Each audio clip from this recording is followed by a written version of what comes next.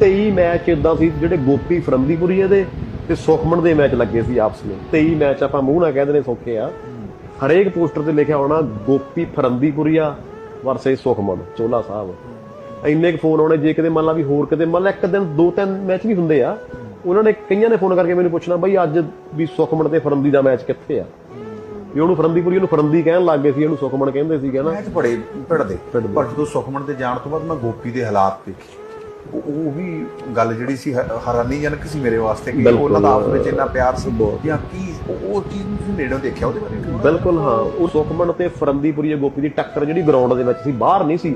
Interview ਦੇ ਵਿੱਚ ਮੈਂ ਵੀ ਸੁਣਿਆ, ਤੁਸੀਂ ਵੀ ਸੁਣਿਆ, ਉਹਨੇ ਕਿਹਾ ਕਿ ਮੈਨੂੰ ਬਹੁਤ ਜ਼ਿਆਦਾ ਘਾਟਾ ਪਿਆ ਸੁਖਮਨ ਦੇ ਜਾਣ ਦਾ। ਗੋਪੀ ਬਹੁਤ ਟਾਈਮ ਖੇਡ ਵੀ ਨਹੀਂ ਸਕਿਆ, ਨਹੀਂ ਖੇਡ, ਟੁੱਟੇ ਅੰਦਰੋਂ ਟੁੱਟ ਜਾਂਦਾ ਬੰਦਾ।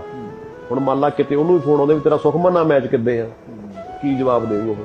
ਫਿਰ ਉਹਨਾਂ ਤਾਂ ਹੋਰ ਕੀ ਕਰੋ, ਅੱਖਾਂ 'ਚ ਪਾਣੀ ਤਾਂ ਆਊ।